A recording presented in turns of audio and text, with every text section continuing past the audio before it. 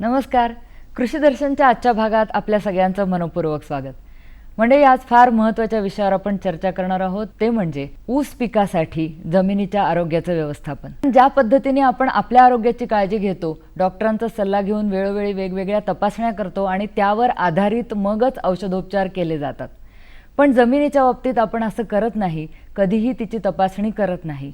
जमिनीमध्ये कुठले घटक आहेत, कुठले नाहीत याचा काहीही विचार न करता आपण आपल्याला हवे त्या पद्धतीने खत व्यवस्थापन, पाणी व्यवस्थापन करत असतो आणि मग ऊस काय किंवा इतर कोणतीही पिकं काय त्याच्यामध्ये आपल्याला योग्य तितकं उत्पादन मिळत नाही. ऊस हे आपल्याकडचं महत्त्वाचं पीक आहे आणि वसंतदादा शुगर इन्स्टिट्यूटमध्ये ऊसावर फार मोठ्या प्रमाणावर उत्तम दर्जाचं संशोधन केलं जातं आणि म्हणूनच आपण तिथल्या प्रमुख शास्त्रज्ञ डॉक्टर अशोक कडलक यांना इथं आमंत्रित केलेलं आहे. नमस्कार सर. नमस्ते. तर जमिनीचं आरोग्य म्हणजे काय मुख्य म्हणजे, आणि उत्तम आरोग्याची जमीन म्हणजे काय लक्षणं असतात? ज्या जमिनीत आपण ऊस घेतो किंवा ऊसासारखी अनेक पिकं घेतो, अशा जमिनीमध्ये चांगलं पीक यायचं असेल तर त्या जमिनीमध्ये साधारणतः 45% खनिज द्रव्य असली पाहिजे. याचा अर्थ असा की नत्र, स्फुरद, पालाश, कॅल्शियम, मॅग्नेशियम आणि सूक्ष्मद्रव्ये ही झाली खनिज द्रव्य. त्याचबरोबर सेंद्रिय घटक असावे लागतात, तर त्याचं प्रमाण हे 5% असायला पाहिजे. आणि याच्याच जोडीनं हवा आणि पाणी यांचे प्रमाण तितकंच महत्त्वाचं आहे. तर ते साधारण 25% हवा आणि 25% पाणी असायला हवं असतं. आणि याच्या जोडीला हे जर एवढं असेल तर निश्चितच जमिनीचा कार्बन आणि नत्र किंवा आपण कर्ब आणि नत्र यांचं जे गुणोत्तर आहे ते 1 ते 12 एवढं असायला पाहिजे असतं. आणि ज्याला आपण जमिनीचा आत्मा म्हणतो ते म्हणजे सेंद्रिय कर्ब हे कमीत कमी 0.6% इतकं असायला पाहिजे. अशी ज्यावेळी जमीन असतो त्याला आपण असं म्हणतो की ही जमिनीचं आरोग्य आहे किंवा जमिनीचं आरोग्य चांगलं आहे, की ज्याच्यामध्ये आपण चांगल्या प्रकारचं पीक घेऊ शकतो. माती परीक्षण हे ऊस पिकासाठी पण केलं पाहिजे, इतरही पिकांसाठी. तर त्या अहवालामध्ये कोणकोणते घटक आपल्याला निदर्शनास येतात की काय आहे जमिनीमध्ये आणि काय नाही? मी असं म्हणणार नाही शेतकरी बांधवांना की तुम्ही प्रत्येक वर्षी माती परीक्षण करा, पण कमीत कमी 3 वर्षातनं एकदा तरी तुम्ही निश्चितच माती परीक्षण केलं पाहिजे. प्रत्येक वर्षी केलं तर चांगलंच आहे, पण तेवढं शक्य होत नसेल तर निश्चित तुम्ही 3 वर्षात एकदा माती परीक्षण करा. ज्यावेळेस आपण माती परीक्षण करतो त्यावेळेस पहिला महत्त्वाचा भाग असा आहे की तुम्ही माती परीक्षणासाठी जो नमुना घेणार आहात शेतामधून तो योग्य पद्धतीने घ्या. आणि एकदा का नमुना हा प्रयोगशाळेमध्ये आला की मग आपल्याला विविध प्रकारचे त्याचे गुणधर्म तपासावे लागतात. त्याचा सर्वात महत्त्वाचा गुणधर्म कुठला असेल तर तो आहे जमिनीचा सामू. दुसरा आहे जमिनीची विद्युत वाहकता किंवा ज्याला आपण क्षाराचं प्रमाण म्हणतो. तिसरा अगदी महत्त्वाचा आहे तो म्हणजे सेंद्रिय कार्बाचं प्रमाण किती आहे. त्याच्या जोडीला मुक्त चुन्याचं प्रमाण किती आहे. उपलब्ध नत्र, स्फुरद, पालाश आणि गंधक याची उपलब्धता कशी आहे. आणि याच्याच जोडीला जी सूक्ष्म अन्नद्रव्ये आहेत त्याच्यामध्ये आपण लोह म्हणतो, मंगल म्हणतो, जस्त म्हणतो किंवा तांब म्हणतो, आणि ही अशी जी बोरॉन आहे, मॉलिब्डेनम आहे, ही सगळी अन्नद्रव्याची उपलब्धता ही आपल्याला तपासावी लागते. एवढे ज्यावेळेस आपण घटक तपासतो आणि त्या एकदा माती तपासणी केली की मग आपल्याला आपल्या पिकाचं नियोजन, खताचं नियोजन, पाण्याचं नियोजन हे चांगलं करता येतं. आणि हे एकदा केलं की आपण आपलं जमिनीचं आरोग्य अबाधित ठेवून पिकाची उत्पादक शाश्वत करण्यात निश्चित आपल्याला फायदा होतो. तर महाराष्ट्रामध्ये अगदी सूक्ष्म वर्गीकरण बघितलं तर 35 प्रकारच्या वेगवेगळ्या जमिनी आहेत. तर ऊसासाठी कोणत्या जमिनी योग्य आहेत? तसं जर विचार केला तर ऊस हे गवत समूहातलं एक पीक आहे. ते येऊ शकतं कुठेमध्ये, पण आपल्याला खरंच चांगलं उत्पादन घ्यायचं असेल, ऊसाची चांगली प्रत किंवा उतारा चांगला मिळायचा असेल तर आपल्याला एक विशिष्ट प्रकारची जमीन आपल्याशी निवडायला पाहिजे. सगळ्यात उत्तम जमीन जी चांगली ऊसासाठी आहे तिला मध्यम खोल जमीन, की जिची खोली साधारण 100 ते 150 सेंटीमीटर इतकी असते, की ज्यामध्ये आपल्याला मी आत्ता सांगितलं की खनिज द्रव्याचं प्रमाण, सेंद्रिय कार्बाचं प्रमाण, हवा आणि पाण्याचं प्रमाण हे सुस्थितीत राहतं. आणि त्याचबरोबर सेंद्रिय कार्बाचं प्रमाण पण आपल्याला त्यामध्ये व्यवस्थित राहतं, म्हणून ती चांगली जमीन आहे. आता त्याच्यानंतर ज्या गाळाच्या जमिनी असतात, नदीकाठच्या जमिनी असतात, त्याच्यावर काही तांबूस करड्या रंगाच्या जमिनी असतात आणि यांची साधारण खोली ही 50 ते 100 सेंटीमीटरपर्यंत असते. तर ह्याही जमिनी ऊस उत्पादनासाठी हे चांगल्या असतात. तर साधारण ह्या खोल, मध्यम खोल, काही गाळाच्या जमिनी आणि काही तांबूस करड्या रंगाच्या जमिनी असतात, ह्या सगळ्या जमिनीमध्ये आपल्याला ऊसाचं पीक घेता येतं. एकीकडे आपल्याकडे शेतकरी काही आहेत की ते 200 टनाचं पण स्वप्न पाहत आहेत आणि त्या दृष्टीने प्रयत्नही करतायत, पण बऱ्याच जमिनी ज्या आपल्या ऊस शेती वर्षानुवर्ष केली गेली आहे त्या बिघडलेल्या आहेत, त्याची सुपीकता कमी झाली आहे, तर त्याची कारणं काय आहेत? म्हणजे बिघडली निश्चित आहे, पण एवढी काही बिघडली नाही की आपण त्याच्यावर उपाय करू शकणार नाही. पण बिघडते हे निश्चित आहे आणि बिघडायचं प्रमाण जे आहे किंवा ज्याचा जो वेग आहे बिघडण्याचा तो खूप जास्तीचा आहे. तो आपल्याला कुठेतरी थांबवायचा आहे. मग हे का नेमकं होतं? आता मी तुम्हाला सांगितलं की माती परीक्षण करणे अत्यंत गरजेचं आहे. तिथे आपलं पाहिजे त्याप्रमाणे माती परीक्षण केलं जात नाही. दुसरा भाग असा आहे की जिथं म्हणून लाभ क्षेत्र आहेत, जिथं धरणाचं पाणी मिळतं किंवा जिथे पाटबंधाऱ्याचं पाणी येतं, तर ते पाणी आपण शेतकरी बांधव आपण पिकाला पाणी द्यायच्या स्थितीला पाणी देतो. पिकाला पाण्याची गरज खूप कमी असते, पण तसं होत नाही. बहुतांशी आपल्याकडून हे शेतीला पाणी दिलं जातं. पहिलं मुख्य कारण जे आहे की जमिनी खराब होण्याचं जे मुख्य कारण आहेत की पाण्याचा अतिरिक्त वापर. बरोबर. कारण पिकाला खूप कमी पाणी लागतं. मग आता हे पाणी ज्यावेळी जास्तीच होतं त्यामुळे काय होतं की जमिनीमध्ये जो प्राणवायू असतो किंवा जी हवा आणि पाणी यांचं जे प्रमाण असतं सम असायला पाहिजे, 25% 25% असं असायला पाहिजे, त्याच्यामध्ये विषमता निर्माण होते. मग ती विषमता निर्माण झाली की मग जी जैवविविधता असते जमिनीमधली ती अत्यंत महत्त्वाची आहे. तर ती कमी होते कारण त्या ठिकाणी प्राणवायूच नसतो. हा एक भाग झाला. आता दुसरा भाग जमिनी किंवा सुपीकता कमी होण्याचा जो आहे की आपण जे खताचं व्यवस्थापन करतो तो त्या ज्या पद्धतीने करायला पाहिजे. तर सर्वसाधारणपणे ऊस आणि ऊसासारखी जी अन्न पिके आहेत त्यांचं जे नत्र, स्फुरद आणि पालाश यांची जी खतं मात्रा आहे यांचं प्रमाण 2:1:1 आहे. म्हणजे जर तुम्ही 2 भाग नत्र वापरलं तर तुम्हाला 1 भाग स्फुरद वापरावं लागतं, 1 भाग पालाश वापरावं लागतं. आणि अशा पद्धतीने नियोजन जर आपण केलं तर जी आज जमीन खराब होते ती होणार नाही. पण आज तसं होत नाही आहे. आपल्याकडे काय होतं की हे जे प्रमाण आहे कधी आपल्या महाराष्ट्राचा विचार केला तर ते 9:1:1 असं आहे, अन्य राज्यामध्ये याच्या पुढचं आहे. पण हे जर प्रमाण आपण 2:1:1 केलं तर निश्चित हा फायदा होईल. दुसरं की आपण एकात्मिक पद्धतीने नांगर व्यवस्थापन करायला पाहिजे. म्हणजे कसं की सेंद्रिय खतं किती वापरावीत, रासायनिक खतं किती वापरावीत आणि जैविक खतं किती वापरावीत यांचे प्रमाण आपण ठरलेलं आहे. प्रयोगांती विद्यापीठाने किंवा वसंतदास संस्थेने जे काही संशोधन केलं त्याच्यातून असं निष्कर्ष आहेत की सेंद्रिय खताचा वापर करताना साधारण 30 ते 35% सेंद्रिय खतं असली पाहिजे, तेवढेच 30 ते 35% रासायनिक खतं असली पाहिजे आणि उर्वरित 20 ते 25% ही जैविक खतं असली. असं जेव्हा व्यवस्थापन करतो त्यावेळेस जमिनीचं आरोग्य अबाधित राहतं, अन्नद्रव्याची उपलब्धता वाढते, जैविकता वाढते आणि पर्यायाने उत्पादनामध्ये वाढ होते. आणि तिसरा जो भाग आहे की पाणी व्यवस्थापन. पाणी व्यवस्थापन करत असताना आपण पिकाची जी शारीरिक अवस्था असते त्या शारीरिक अवस्थेप्रमाणे आपण पाणी देत गेलं तर निश्चित त्या पाण्याचा सदुपयोग होतो. घातलेल्या निविष्ठा असतील, रासायनिक खताच्या असतील, सेंद्रिय खताच्या असतील, जैविक खताच्या असतील त्यांचाही कार्यक्षम वापर होतो. तर ह्या जर गोष्टी केल्या तर निश्चित आज जी जमिनीचं बिघडण्याचं वेग आहे किंवा जे प्रमाण आहे किंवा सुपीकता कमी होण्याचं प्रमाण आहे आपण निश्चित कमी करू शकू आणि पर्यायानं जमिनीचं आरोग्य अबाधित राहील, पिकाची उत्पादकता वाढेल, साखर उताराही वाढेल किंवा त्याची प्रतही सुधारेल.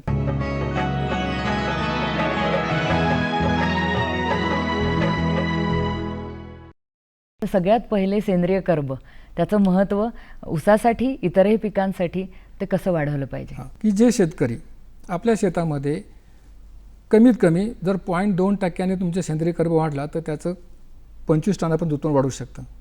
हा एक भाग झाला. दुसरं अन्नद्रव्याची जी उपलब्धता असते आपण जी रासायनिक खतांत घालतो किंवा सेंद्रिय खतांत घालतो त्याची जी कार्यक्षमता आहे ती वाढवण्याचं महत्त्वाचं काम कोण करत असेल ते सेंद्रिय कर्ब करतं. आता सेंद्रिय कर्ब कसं करतं? कारण जमिनीची मध्ये जी अन्नद्रव्य आपण पिकासाठी देतो त्याची उपलब्धता ही जीवाणूमार्फत होत असते. बरोबर. जीवाणू त्याच्यावरती कार्य करतात. मग त्याचे जे उपलब्ध नसतात त्याला उपलब्ध करण्याचं काम हे जीवाणू करत असतात आणि ते जीवाणूची जी ऊर्जा असते ते कार्बन असतो किंवा कर्ब असतं आणि नत्र असतं. म्हणून हा सेंद्रिय कर्ब अतिशय महत्त्वाचा आहे की ज्याच्यामुळे आपली जैवविविधता वाढते. हा हे बघा झाला. आता तो वाढवायचा कसा? आता तो वाढवायचा असेल तर आपण सेंद्रिय खतांचा वापर केला पाहिजे. हा पहिला भाग. त्याची उपलब्धता कमी असेल तर आपण हिरवळीची खतं आहे, ताग आहे, ढेंचा आहे याचा वापर केला पाहिजे. याच्या पुढे जाऊन मी सांगेल की जर तुम्ही चवळीसारखं जर पीक घेतलं तर त्याचा 2 पद्धतीने उपयोग होतो.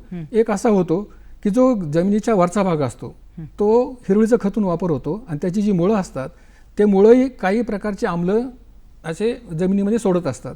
आणि हा जो चवळीसारखं पीक आहे याचा एक स्वतःचा असा गुणधर्म आहे की ते फ्युजारिक ॲसिड नावाचं जे आम्ल आहे ते जमिनीमध्ये सोडतं आणि ते काही एकदा जमिनीमध्ये सोडलं की तो आपल्या जमिनीमध्ये स्फुरदाची उपलब्धता फार कमी आहे तर ती वाढवण्याचं काम ते करतं. म्हणून अशा प्रकारचे हिरवळीचं खत आपण वापर केला पाहिजे. दुसरा महत्त्वाचा हो तुम्हाला ऑर्गॅनिक म्हणजे सेंद्रिय कर्बच वाढायचं असेल तर जमिनीतून जो काडी कचरा निर्माण होतो किंवा जे तण असेल, काडी कचरा असेल त्या सगळ्याच व्यवस्थापन करायचं आहे. त्याच्यासाठी तंत्रज्ञान कृषी विद्यापीठानं वसंतदादांनी सगळ्यांनी विकसित केलं. त्याच्या निविष्ठा आपण तयार केलेल्या आहे. पाचट व्यवस्थापन पुढचा भाग आहे. तोही मी तुम्हाला सांगतो की ज्यावेळेस ऊस तुटून जातो, लागणीचा ऊस तुटतो आणि तुटल्यानंतर पाचट शिल्लक राहतं तिथं साखर कारखान्याला जो ऊस लागतो तो घेऊन जातं, पाचट तेच राहतं. सर्वसाधारणपणे 1 एकरामध्ये 2.5 ते 3 टन पाचट मिळतं आणि ह्या पाचटामध्ये 80% हा कार्बन असतो किंवा कर्ब असतं. आता याचं जर व्यवस्थापन केलं तर आपण 80% हा कार्बन त्या जमिनीमध्ये आहे तिथंच संवर्धित करू शकतो. मग तो कसा करायचा? मग सर्वसाधारणपणे हा जो 2.5 किंवा 3 टन जे पाचट येतं त्याला फक्त आपण कुजवायचे तिथेच. ते करत असताना काय करायचं की जे बुडख्यावरती पाचट असतं ते सरीत लोटायचे. सरीत लोटल्यानंतर त्याच्यावरती 1 एकराला साधारण 20 किलो युरिया, साधारण 25 ते 30 किलो सिंगल सुपर फॉस्फेट आणि 2.5 ते 3 किलो हे पाचट करून जीवाणू जर आपण त्याच्यावरती जर शिंपडले तर साधारणतः 2.5 महिन्यामध्ये हे संपूर्ण पाचट हे सेंद्रिय कर्बामध्ये रूपांतरित होतं.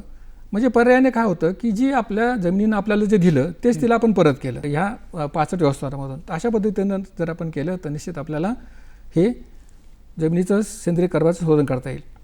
आणि दुसरा भाग याच अनुषंगाने मी सांगेल की जर शेतकरी बांधव त्यांनी जर 0.1% जर कार्बन जमिनीमध्ये स्थिर केला तर हवेमधला साधारण 1.8 मेट्रिक टन कार्बन हा आपण जमिनीमध्ये संवर्धित करू शकतो की जो आपल्याला फायद्याचा आहे. आणि दुसरा फायदा असा आहे की पर्यावरणामध्ये जो प्रदूषण कार्बनमुळे आपण आज बोललं जातं ते कमी होतं. म्हणजे या शेतकऱ्याने एकच तंत्रज्ञान जर वापरलं तर तो 2 प्रकारे प्रदूषणाचं नियंत्रण करू शकतो. मदत होईल. रासायनिक खत व्यवस्थापन कसं केलं पाहिजे ऊसामध्ये आणि त्यांची कार्यक्षमता सुद्धा खतांची वेगवेगळ्या. मी पहिल्यांदा हे सांगितलं की कार्यक्षमता कशी असते. आता सर्वात नत्र खत जर घेतलं तर नत्र खताची कार्यक्षमता फक्त 30%च आहे किंवा फार तर फार 35% आहे. स्फुरदाची 15% आहे, पालाची 60% आहे. आता ही कार्यक्षमता 30% असं ज्यावेळेस आपण म्हणतो त्यावेळेस आपण जर युरिया या खतामुळं नत्राचा स्रोत म्हणून वापरला तर युरियाद्वारे दिलेला नत्र 30% फक्त पीक घेताना राहिले 70 तासाच राहतो. हा नत्र असा एक घटक आहे की तो विघटित होत राहतो. मग विघटित असताना तो 2 प्रकारे विघटित होतो. एक तो विघटित झाल्यानंतर जे जमिनीच्या भूगर्भात जे पाणी असतं त्याच्यामध्ये मिसळतो आणि पाण्याचं प्रदूषण करतो. आणि दुसरा आहे विघटित होऊन तो हवेमध्ये जातो आणि हवेचं प्रदूषण करतो. मग हीच कार्यक्षमता आपल्याला वाढवायची आहे ते मी तुम्हाला सांगतो.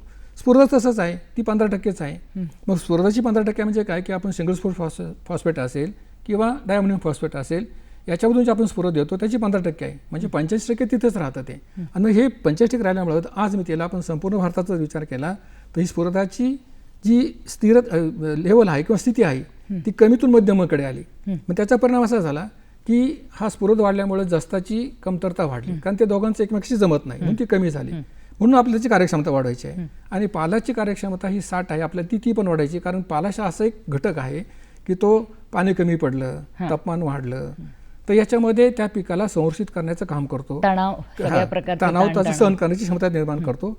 किंवा ऊसाच्या पानामध्ये साखर निर्माण होते, ती साखर पानातून कांड्यात आणण्याचं काम जर कोण करत असेल मुख्यत्वे करून तर तो पालाश करतो. म्हणून याची कार्यक्षमता वाढवायची. मग ती कशी वाढवायची? ती कार्यक्षमता वाढवायची असेल तर आपल्याला एकात्मिक अन्नद्रव्य व्यवस्थापन करावं लागेल. मी आता सांगितलं की सेंद्रिय खते, रासायनिक खते आणि जैविक खते यांचा एकत्रित वापर करावा लागेल की जेणेकरून जीवाणूची संख्या वाढेल, जमिनीची रगण सुधारेल, जमिनीचा पोत सुधारेल, हवा आणि पाण्याचं प्रमाण सम होईल, जैवविविधता वाढेल आणि सगळ्यांची क्षमता वाढेल. एकदा की कार्यक्षमता आपण 30-35 वरून जर 50 पर्यंत नेली तर खताची मात्रा कमी होईल. नक्कीच. स्फुरदाची मात्रा कमी होईल, पालाची मात्रा कमी होईल आणि कमी झालेली मात्रा किंवा कमी झालेला खर्च आपण मग ड्रीपच्या आपल्याला जर व्यवस्था करायचा असेल तो खर्च तिथे वापरता येईल. किंवा तुमचं ड्रीप किंवा ठिबक सिंचन जर ऑलरेडी असेल तर तुम्ही तोच खर्च दुसऱ्या पिकाच्या खत व्यवस्थेसाठी वापरू शकाल. तर अशा पद्धतीने आपल्याला ही कार्यक्षमता वाढवायची की जेणेकरून आपल्याला ऊसावरती होणारा खर्च कमी होईल, शेतकऱ्याचा फायदा त्या ठिकाणी वाढेल, खतं मात्रा तो वाचवू शकला ती दुसऱ्या पिकाकरता वापरता येईल. म्हणजे त्याला 2 प्रकारे त्याचा आर्थिक स्तर सुधारण्यासाठी मदत होईल. ही जी खतं द्यायची ती देताना सुद्धा काही काळजी विशिष्ट घ्यायला हवी. अगदी तो अन्नद्रव्य आपण देतो ते घेण्याची जागा ही फक्त मुळं आहेत. बरोबर. म्हणून खत देताना ही त्या मुळाच्या सानिध्यात गेली पाहिजे. हा एक भाग झाला. ती मुळाच्या सानिध्यात देताना ती माती अडपण झाली पाहिजे. कारण ती जर वातावरणातील सूर्यप्रकाशाला जर ती हे झाली एक्सपोज झाली तर मग त्याच्यातून विघटन होण्याची शक्यता असते. ती झाकली नाही तर ती इथंच आता विखरून पण जातील. म्हणजे ज्या ठिकाणी ती असायला पाहिजे की जिथून ते मुळं घेतील त्याच ठिकाणी ती असलं पाहिजे. हा एक भाग झाला. त्यानंतर ती विभागून दिली पाहिजे. कारण नत्रासारखं जे खत आहे ते एकाच वेळी देऊन चालत नाही. कारण त्याचा विघटित होण्याचा जो वेग आहे तो खूप जास्तीचा आहे. म्हणून ती विभागून द्यावी लागतात. आता ऊसाचं जर आपण घेतलं तर नत्रा खताची मात्रा ही 4 हप्त्यात विभागून द्यावी लागते. 10% लागणीच वेळी द्यावी लागते. साधारण 6 ते 8 आठवड्यांनी 40% द्यावी लागते. पुन्हा 10 ते 12 आठवड्यांनी ती 10% द्यावी लागते आणि 12 ते 16 आठवड्यांनी ती परत 40% जाते. अशा प्रकारे ती आपल्याला हे करायला लागतं. विभागून द्यावे लागतात. स्फुरदाची दोनदा विभागून, स्फुरद आणि पालाची एक लागणीच्या वेळेस 50% आणि मोठ्या बांधणीच्या वेळेस 50%, दोघांची 50% द्यावी लागते. आणि जी सेंद्रिय खतं आहेत ती आपल्याला लागणीच्या वेळेस द्यावी लागतात. म्हणजे सेंद्रिय खतं म्हणजे शेणखतं असेल, कंपोस्ट खतं असेल, ती त्यावेळेस द्यावी लागतात. आणि दुसरा जो महत्त्वाचा भाग असतो तो सूक्ष्म अन्नद्रव्ये. तर सूक्ष्म अन्नद्रव्ये ही आपल्याला अशी देता येत नाही. त्यासाठी आपल्याला माती परीक्षण करावं लागतं. आणि माती परीक्षण केल्यानंतर जर त्याची कमतरता असेल, त्या उदाहरणार्थ लोह आपण घेतलं की आपल्या जमिनीमध्ये लोह आणि जसाची कमतरता नेहमी जाणवते, तर ते तुमच्या जमिनीवर 4.5 इतकं ppm म्हणजे मिलीग्राम प्रति किलो असेल तर तुम्हाला देण्याची गरज नाही. त्याच्या खाली असेल तर मात्र तुम्हाला ते द्यावं लागेल, मग ते तुम्ही जमिनीतून द्यायचं आहे. पण देत असताना ही काळजी घ्यावी लागते की समजा आपण बाजारातून लोहाची स्रोत असलेलं खत फेरस सल्फेट आणलं, हेरा कसं आणलं आणि जमिनीत टाकलं तर त्याचा उपयोग होणार नाही. कारण त्याचं काय होतं की संयुग पावतात ते इतर संयुगाबरोबर आणि मग पिकाला ते घेता येत नाही. मग त्यासाठी काय करायचं की आणलेलं खत आपण पहिले शेणखतामध्ये 8 ते 10 दिवस मुरवायचं आणि नंतर त्यामध्ये घालायचं.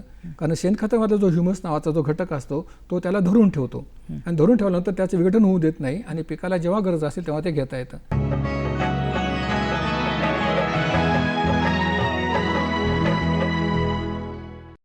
जैविक खतांचा मगाशी आपण उल्लेख केला, तर आपल्या संस्थेमध्ये मोठ्या प्रमाणावर त्याचं काम चालतं.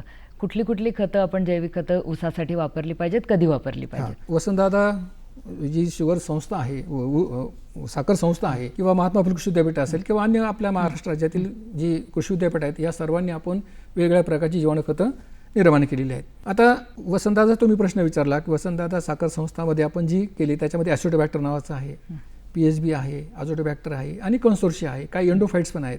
आता काही खतं आपल्याला जी आपण ऊस लावताना ज्या कांड्या असतात त्या कांड्यातच आपल्याला भिजवून त्याच्यात लावता येतं किंवा त्याला ते मातीच्या बरोबर त्याचा बेणे प्रक्रिया करून देता येतो. दुसरा जो आहे तो एंडोफाइट आहे की यावर्षी ती शिफारस आपण शासनाला देणार आहोत. तो असा आहे की आपण तो पानावरती फवारतो आणि तो हवेतला जो नत्र आहे तो त्या पानामध्ये आणतो, पानातून तो त्याच्या वाढीसाठी वापरला जातो. स्फुरदाची उपलब्ध करण्यासाठी की स्फुरद विरघळणारे जीवाणू आहेत, पोटॅशियम म्हणजे पालासारखे आहेत, त्याची हालचाल कमी असते जमिनीमध्ये, तर ती हालचाल वाढवण्यासाठीचं ते एक जीवाणू आपण शोधलेलं आहे. आता हे सगळं एक वेगवेगळं वापरण्याऐवजी आपण पुढे जाऊन संशोधनाची एक पुढची पायरी अशी गाठलेली आहे की आपण या सगळ्यांना एकत्रित आणलं आहे. त्याला कन्सोर्शिया म्हणतात. त्याचं एकत्रीकरण करून आपण एकाच वेळी सगळे अन्नद्रव्ये ही सगळी जीवाणू खतं एकत्र देऊन अन्नद्रव्याची उपलब्धता वाढवून पिकाची उत्पादन वाढण्यासाठी आपण प्रयत्न करत आहोत. चारपड जमिनी असतील, चोपण जमिनी असतील किंवा चुनखडीयुक्त जमिनी, तर ह्या सगळ्यातले फरक आणि ह्या सगळ्यांचं निराकरण कसं करावं की ऊस लागवडीसाठी चांगल्या होतील त्या आणि ऊस उत्पादन वाढेल? खरं म्हणजे ज्या जमिनी आपल्या बिघडल्यात त्या पाण्यामुळेच बिघडल्या. त्या कसं की खूप जास्तीच पाणी वापरलं गेलं आणि जी पहिली जी स्टेप होते अतिरिक्त पाणी वापरण्यामुळं की त्या जमिनी क्षारपड बनतात. आता क्षारपड होतात, नंतर त्या चोपण होतात. मग आता पहिल्यांदा आपण हे समजून घेतलं पाहिजे की क्षारपड जमीन काय आणि चोपण जमीन काय. हे जेव्हा आपल्याला समजेल त्यावेळेस मग आपल्याला त्याची सुधारण्याची जी प्रक्रिया आहे ती वेगळी असते, ती आपल्याला करावी लागते. म्हणून पहिल्यांदा आपण आपली क्षारपड जमीन आहे की चोपण जमीन हे तपासणं गरजेचं आहे. त्यासाठी माती परीक्षण करावं लागेल. आता क्षारपड कशाला म्हणायचं की ज्या जमिनीचा समूह हा साधारणपणे 8.5 इतका आहे, पण त्याची विद्युत वाहकता ही 4 डेसिसायमन प्रति मीटरपेक्षा जास्त आहे. विद्युत वाहकता याचा अर्थ असा की विद्रावक क्षाराचं प्रमाण हे असतं, त्याला म्हणजे क्षारपड जमीन. मी 2च मुद्दे तुम्हाला सांगतो. आणि दुसरी जी आपण त्याला चोपण जमीन म्हणतो, त्या चोपण जमिनीचा समूह हा साधारण 9 किंवा 9.5च्या दरम्यान असतो, पण त्याची विद्युत वाहकता ही कमी असते, 4 डेसिसायमन प्रति मीटरपेक्षा कमी असते. म्हणजे याचा अर्थ काय की त्याचे अविद्रावक क्षाराचं प्रमाण जास्त असतं, म्हणून त्याचा समूह वाढतो आणि विद्युत वाहकता कमी होते. पण इकडे क्षारपड जमिनीमध्ये समूह कमी असतो पण विद्युत वाहकता जास्त असते. ते काय असते की त्या क्षारपड जमिनीमध्ये जे विद्रावक क्षार असतात, जसे की सोडियम क्लोराईड आहे, सोडियम सल्फेट आहे, ही त्याचे विद्रावक असतात. आता दुसरं एक साधारण शेतकऱ्याच्याच भाषेमध्ये सांगायचं झालं किंवा शेतकऱ्याच्या शेतावरती शाळा कशी चालते, प्रयोगशाळा, ते तुम्हाला सांगतो. आता उन्हाळ्यामध्ये जिथं क्षारपड जमीन आहे त्या सगळ्या जमिनीच्या भूपृष्ठावरती असा पांढरट थर येतो, बरोबर, मिठासारखा येतो, मीठ फुटलं म्हणतात त्याला. तो हे झालं, त्याच्यावरून आपल्याला कळतं की जमीन क्षारपड आहे. दुसरा भाग असा आहे की उन्हाळ्यामध्ये बहुतेक ऊसाच्या पानाच्या कडा आणि शेंडा जळालेला दिसतो, आपल्याला करपलेला दिसतो. तो का करपतो? कारण हे जे विद्रावक क्षार आहे, मी आता सांगितलं की सोडियम क्लोराईड, सोडियम सल्फेट आहे, ते त्या मुळाच्या सानिध्यात येतात. केशाकर्षणी पाणी मुळात वरती येतं ते. बरोबर. कारण वरचं वातावरणात येतं, उष्णतेमुळे त्याचं बाष्पीभवन होत राहतं. मग खालच्या स्तरातलं पाणी वरच्या स्तरात येतं आणि येताना ते सगळे विद्रावक्षार वरती आणतात आणि त्या मुळाच्या सानिध्यात येतात आणि त्याची जी टॉक्सिटी आहे त्याचा दुष्परिणाम तो पाण्यावरती येतो, तो दिसतो. आणि जेव्हा पाऊस पडतो ते सगळे क्षार पाण्यावर खाली जातात आणि ती सगळी करपलेली पाणी हिरवी होतात. म्हणजे ते पीक किंवा ते शेत त्या शेतकऱ्याशी बोलतं की मी काय आहे. ती चोपण जमीन आहे ती कशी ओळखायची की नेहमी त्या जमिनीवर पाण्याचे निचराच होत नाही, ती अशी कायम पाणथळच दिसते, तिला चोपण जमीन म्हणायचं. मी तुम्हाला सांगितलं सामो आणि त्याची विद्युत वाहकता याचंही होतं, पण ती पाणथळ राहते. आता या दोन्ही झाल्या क्षारपण आणि चोपण जमीन. या दोघांना एक जे समान सुधारण्याची जी प्रक्रिया आहे ती म्हणजे निचरा प्रणाली. सगळ्यात उत्तम निचरा प्रणाली कुठे असेल तर भूमिगत सच्छिद्र निचरा प्रणाली. तुम्हाला मी एक उदाहरण सांगेल ठिकाणी की दत्तशिळ कारखाना जो आहे जयसिंगपूर तालुक्यातला कोल्हापूर जिल्ह्यामधला, तिथं त्यांनी संपूर्ण माझ्या माहितीप्रमाणे जवळपास 7,000 एकरावरती हे भूमिगत सच्छिद्र निचरा प्रणाली केली. त्यांचं उत्पादन ते करण्यापूर्वी 20 टन होतं प्रति एकरी, आज ते 50 टनावरती आहेत. 1-2 वर्षामध्ये एवढी त्याची प्रगती आहे. सांगत तात्पर्य असं की ही सगळ्यात उत्तम पर्याय क्षारपण आणि चोपण सुधारण्याची भूमिगत सच्छिद्र निचरा प्रणाली हा एक भाग झाला. नंतर काही रासायनिक भूसुधारक आहेत जसं की जिप्सम आहे, आयर्न पायराईट आहे, हे आपल्याला वापर येऊ शकतात. परंतु ती सरसकट वापरते आपल्याला तर माती परीक्षण करावं लागतं की त्या जमिनीत कॅल्शियम किती आहे. मग त्या कॅल्शियमच्या आधारित आपल्याला ही जिप्समची रिक्वायरमेंट आपल्याला द्यावी लागते. सरसकट वापरता येत नाही, म्हणून माती परीक्षण करायचं आणि त्याप्रमाणे हे करायचं. आता साधारण गाव कोसाला या जमिनी असतात, गाव कोसाला किंवा खळगट जमिनी असतात, तिथं हे असतं. तर त्या कशा ओळखायच्या, त्याचे छोटे छोटे खडे असतात, चुनखडीचे तिथे असतात. मग खडे असले तर त्यातल्या त्यात ती जमीन बरी म्हणायची. पण ज्यावेळेस आपण मशागत करतो किंवा सेंद्रिय खतं वापरतो त्यावेळेस ह्या खड्यांचा भुगा होतो आणि त्याची बारीक राळ बनते आणि ती राळ बनली की त्याची तळी बनते. ती मग एकदा का तळी बनली की मग पिकाची मुळं खाली जाण्यास अडथळा निर्माण होतो, पाणी व्यवस्थित जिरत नाही. म्हणून अशा ज्या जमिनी असतात त्या सुधारायच्या असेल तर तुम्हाला पहिल्यांदा सेंद्रिय खताचा वापर करावा लागेल, हिरवीच्या खताचा वापर करावा लागेल, फिरपाजी करावी लागतील आणि दर 3 वर्षातनं एकदा तुम्हाला खोल नांगरट करावं लागेल की जे कोणती तळी फोडली जाईल. आणि असं एकदा तर केलं की तुम्हाला याही जमिनीमध्ये ऊसाचं उत्पादन चांगलं घेता येईल. एकात्मिक खत व्यवस्थापन करणं ही काळाची गरज आहे. रासायनिक, सेंद्रिय, भरखतं, जैविक खतं आणि पिकांची फेरपालट हे सगळं करायला पाहिजे. त्याचबरोबर सगळ्यात महत्त्वाचं म्हणजे माती परीक्षण सुरुवातीला केलं पाहिजे आणि त्यानुसारच मग हे सगळं पुढचं व्यवस्थापन करायला हवं आहे. कारण आड्यात नसेल तर ते पोहऱ्यात कुठून येणार. जर मातीमध्ये नसतील ते घटक तर तिथे पहिले आणायला लागतील, मातीचं आरोग्य सुधारायला लागेल, मग आपल्या पिकाचं आरोग्य सुधारेल आणि ऊस उत्पादनाचे विक्रम आपण करू शकू. सर, आपण आज इथे आलात आणि खूप छान माहिती दिलीत, त्याबद्दल दूरदर्शनतर्फे हार्दिक आभार. नमस्कार.